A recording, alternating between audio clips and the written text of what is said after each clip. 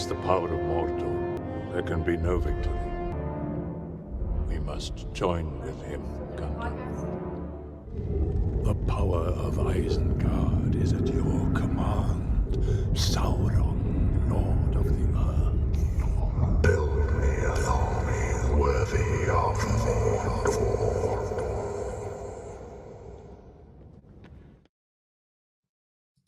It's Darth Vader to the Emperor. That's really what it feels like. That's why we called it the Sith Apprentice. I mean, look at this shot of him cowering almost. And this was one of those little things when I saw the films. It did not seem like Saruman to me to see him as this coward, because in the book, Saruman is made to be, yes, he understands that he gives in to Sauron's evil, but he also, he's not doing it as just a vassal. He has an idea that there is more, like he can take power eventually too. So let me read a couple quotes from what Saruman says to Gandalf when Gandalf sees him and Saruman imprisons him at the top of Orthanc. So, are we talking book quotes or movie quotes? Book quotes. Juxtaposing this, yes, book quotes. This is Saruman to Gandalf. I said we, for we it may be, if you will join with me. A new power is rising. Against it, the old allies and policies will not avail us at all. There is no hope left in elves or dying Numenor.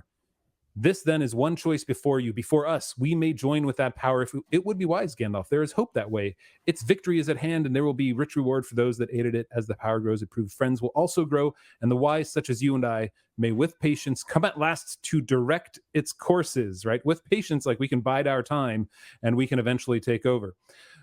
To control it, we can bide our time. Oh, he just wrote that. Sorry, I didn't realize. We can bide our time. We can keep our thoughts in our hearts, deploring maybe evils done by the way, but approving the high and ultimate purpose. Ends justifies the means. Knowledge, rule, order, all the things that we have so far striven in vain to accomplish, hindered rather than helped by our weak or idle friends. There would not be any real change in our designs, only in our means. And then when Gandalf essentially says, what about the ring? And like, will you take it? He's like, why not? The ruling ring? If we could command that, then the power would pass to us. So Peter Jackson, in my opinion, made a mistake with Saruman in that Saruman is not just a lackey of Sauron. He is someone who has his own conniving ways in order to gain power, because he has been studying these rings for how many thousands of years at this point. And he has been taken in by them, whether that's the rings doing it or whether it's his own failings. And so he came across to me in the first couple films as not the same character, as less of a villain even than he was in the books. And that's my initial take on it. Not the same guy. What do you guys think? I have a lot of thoughts on this one, and I'm also going to have a scathing rebuke. I will say, though, my rebuke is with grace, because it's a cinematic format, and you can only fit so much in. As far as like when it comes to motivations to people. Well, I think one of the most important things about Saruman's character is that I like to divide Tolkien's villains into the different kinds of evil that he's trying to portray, right? And Tolkien said himself in one of his letters that I forget the exact wording, but it's something like, I don't see many Saurons in the world today, but I see plenty of Sarumans. Saruman is presenting a very specific kind of evil, one that we definitely see in, those who would profess to be our overlords and to know what is good for us, and to basically want us to just shut up and listen to, the big people are talking. The big people are talking. That's the kind of villain Saruman is. This he wants to seize power and use it for what he is at least telling himself is a good reason. And, he wants to do it through non-traditional means. He wants to do it under the guise of progress, right? Because Saruman is way more interested in, Sauron wants to rule. Sauron wants to order the world in a way that he sees fit. Saruman wants progress. Saruman wants to see how far technology can go, and to see how far industry can go, and to build the world in a way that he sees fit, but differently from Sauron. And I think that that's his specific motivations, and his specific goals are different, and it makes him a much more interesting, and not just interesting, but relevant villain to villains that we face in our world today. And I won't get too into that because then I can get political and I don't want to do that. But they're real, you know, they're out there. Saruman is a monster to be explored and to be studied. And I think that he was just a shell of what he actually is in the books, in the movies. In the movies, he's more of this servant, cowering and doing everything that Sauron wants him to do. You know, we get maybe a taste, like you might think to yourself, oh, I wonder what maybe he wants to be the guy himself, because you get the quote from Gandalf where he says there's only one Lord of the Ring and he doesn't share power. But that's pretty much it. You're really left to speculate what Saruman's real goals are. And in the books, you have a much more fleshed out character who's not only bad, but he's bad for very specific and relevant reasons that we can draw extremely important lessons from. So right, that's a really good point. I really like that, Mixer. I like the distinction of the kind of evil that Saruman is portraying from the pen of Tolkien. And Jonathan, your quote was the perfect one about him. You know, his ends justify the means speech, and we see what his ends are actually. And interestingly, we see even in his defeat what his ends are, because we have the Scouring of the Shire, which never appears in the movies. So what does the mind of Saruman envision for the world? Well, you have the Shire, which is this idyllic rural place scoured of all the trees, but industry is there. Like the mill has been built up, and you know there's sort of these soulless but industrial buildings for that era of the world anyway. And so progress, right? That's the vision. And I would remind our viewers that it was only Saruman's forces that had the kind of blasting fire that could take down the walls of Helm's Deep. Also, Saruman is better at breeding orcs than Sauron is. His orcs are the best orcs. The Uruk-hai are the best fighting orcs in the world once Saruman puts his mind to it. So progress, improvement, always in a mechanical and deadly fashion, but that's his vision. And I think that for Tolkien, it seems like he was probably a much more real villain. Like Sauron, I am actually going to connect the last episode in this one, or the 2 episodes ago in this one, which is the one with Sauron the Formless. I suspect there might have even been a reason, like Sauron the Formless. Why doesn't he appear with his physical form in the books? Why is Sauron never walking around in the 3 books? Well, in a way, Sauron represents this like epic evil. He just represents the will to dominate. He isn't even a physical person. Like, I mean, he is. We know he is because the books say that he has 4 fingers, for example. But he narratively, nothing physical about him. He's just this force in the background which sends the armies forth. Saruman, now there's a personality you can really dig into and understand his evil in a way, and you get a different vision even from Sauron's evil. So I like that. And his evil is it's visceral and almost relatable, you know, because there's moments that you get where Saruman is vulnerable, you know, like when the speech happens, when Theoden approaches him and he basically is like, what is the house of Errol but a thatch barn where brigands drink in the reek? You know, he's using his voice there. He's using real methods that we can wrap our heads around, and he's almost successfima, you know, in that moment at demoralizing our crew of heroes. And then you see him on the road, you know, with Grima, and he's very like pathetic, coming off like an old beggar. And then he's able to somehow kind of still, you know, not rise from the ashes, but he's able to piece together this pathetic, you know, scouring of the Shire. It's all very real. It's all very visceral. You kind of like, and you connect with him, not in that you like his character, but you see his vulnerability. Yeah, he's believable in that regard. And he even compliments Frodo on the road in the Return of the King at the end, where he says, "You've grown." And so you really see you see this, but he of course ends up being just this. I mean, he's given himself to evil, so he's evil to the end. But nevertheless, like you mentioned, Mixer, he has a lot of nuance to him. All right, Jonathan, your turn. He does. Well, two things. One, I think they actually, like, by not making him want the ring for himself in the films, I think that was just a mistake. Like he was, so they couldn't make him like Darth Vader. Didn't, like, he killed the Emperor in the end, but Saruman doesn't do that. Only as his act of redemption does he kill the Emperor in the end. Right. But Saruman is making a play for the ring. Like the Uruk-hai, they're there. The tension of the three bands of orcs following the death of Boromir is like the orcs of the Misty Mountains and the orcs of Mordor and Saruman's Uruk-hai. So he's making a play for the ring. He wants the ring. That's right, and they could have leaned into that. So that's number one.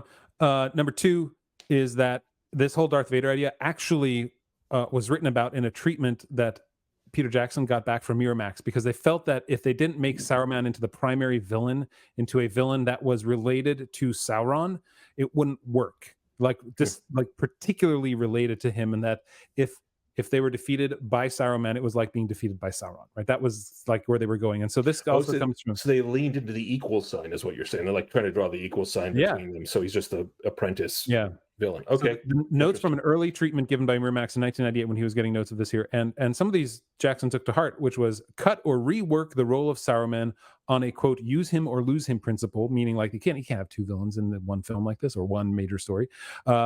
Making him more effectively the villain of the piece, make him the Darth Vader to Sauron's Emperor, and that's verbatim from the notes from Miramax. So they took that to heart. They really did make him more of an apprentice rather than the one who wanted the ring for himself. And they could have leaned into that. All right, so let's talk about the whole, is it lore friendly, guys?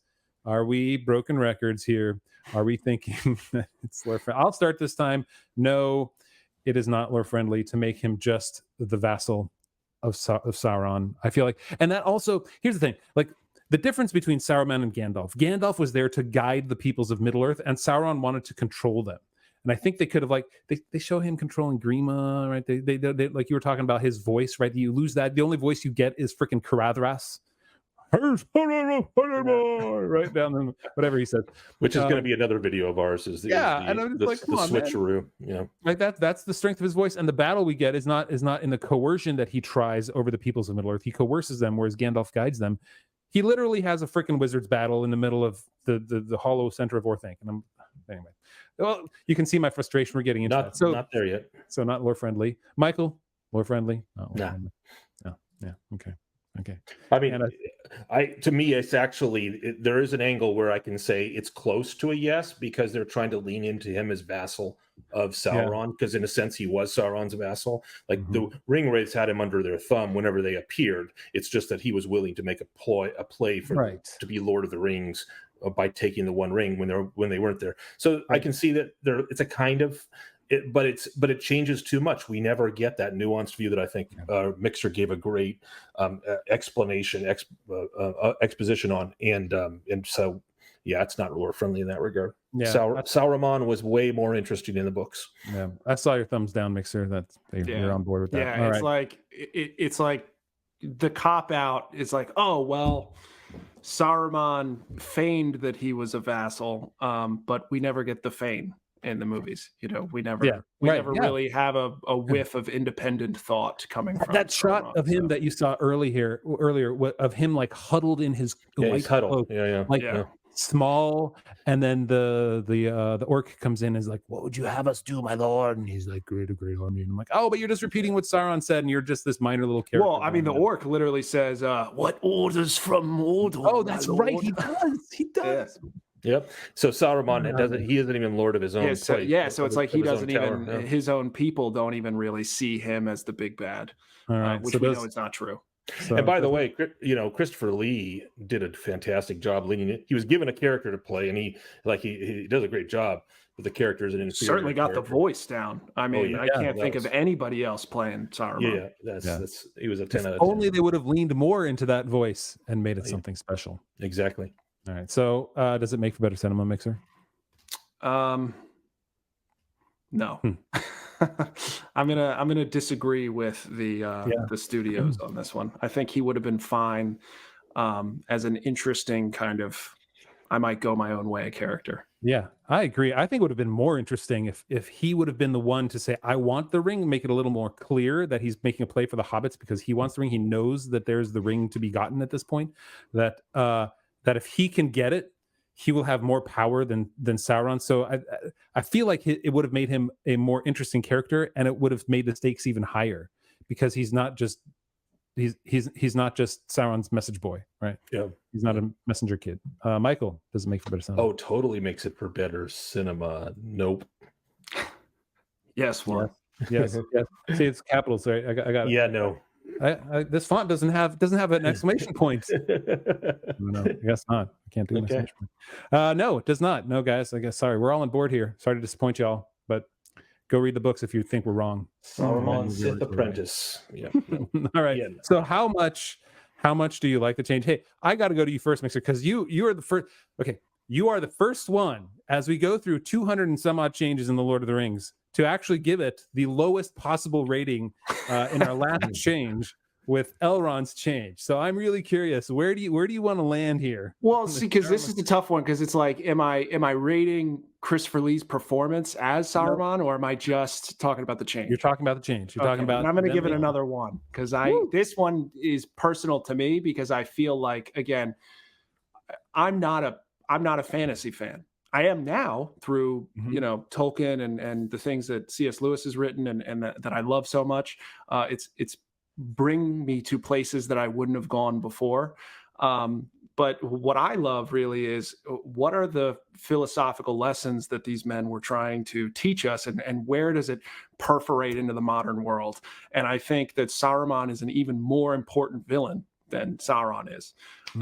So to do a disservice to his character in the movies and not reflect the specific type of evil that Tolkien was trying to show us, that I hate the change. They could have made Sauron more complex in the films by adding Halbrand. Yeah, Charlie Vickers would have been good there. That would have been great because it would have been an important character there because we would have known like that he's after their jobs. Yeah. It's because everything because there can't be any real anxieties in a population unless it's economic. Everything has to be understood through haves and have-nots. That's right. Yes, absolutely. Yes, exactly. It depends on where you're on the scale of oppression is how good or how bad you are. That's exactly. Something you just said, Mixer, reminds me of a familiar criticism that I've been dealing with since I was a kid about Tolkien, and I've heard written about so many times. It's often claimed that in Tolkien, the goodies are too good and the baddies are too bad. That it's just two-dimensional. It's simple black and white. You have the good guys and you got the bad guys. Now, clearly, people that are saying that don't take the book seriously, because when you read about Boromir, for example, like there's so much. You read about Denethor, for example. You read about, but Saruman is another example of that. We see from the books and Jonathan's quote that he wants order. He's even told himself, I mean, maybe he's lying to Gandalf in a way, but probably is in some way, but he's also probably told himself this enough that he desires this kind of order and progress. And I see the nuanced view of evil. Sauron, those people's criticism, the people that say that there's only simplistic good and simplistic evil, they're right on one count. Sauron is pretty much purely simplistic evil. He's the desire to dominate and destroy, and he never appears as a body inside of the books. So the characters that we actually hear talking and interacting are way more nuanced. There's a lot more gray. They're a lot more real. I don't care about gray at a certain point. I just care about real. So they're a lot more real. And Saruman, we lose that with this simplistic version of Saruman. Now, having said that, I'm not going to give it a flat one, because my number is 1.5, Jonathan. And the reason is because I give it a little bit of grace because of the fact that Saruman was Sauron's vassal. So that when push came to shove, Saruman bowed to Sauron and his lieutenants. And so there's a part of that Sith apprentice, a small part of that Sith apprentice personality that was not inaccurate to the book. That's right. That's all right. But overall, they missed the boat massively by not giving Saruman the nuance that he had, and that's why I give it such a low score overall. I agree. What's weird is I'm going to be higher than you because I think the whole idea, like he wasn't totally beholden to Sauron, but they didn't get wrong though that he was somewhat beholden to him. One, because you mentioned right the ring wraiths, they came by and he has the Palantir and he knows these things, and so he answers to them. He answers to him. He's simply not like you pointed out, Mixer. There's not an orc that comes and says, "What orders from Mordor, master?" And like, no, that's not right. I'm going to go 1.9. Look at you all positive and stuff. This is where we are. 1.9 is a positive. Yeah, I don't think it could have. I mean, they could have made him worse. And that's part of fair. The way they go. But it was a change that I think made the film worse, where they actually could have made the villain better by doing what Tolkien wrote, rather than changing it to make him a complete subjugated villain to the uber villain. So, yep. Alrighty.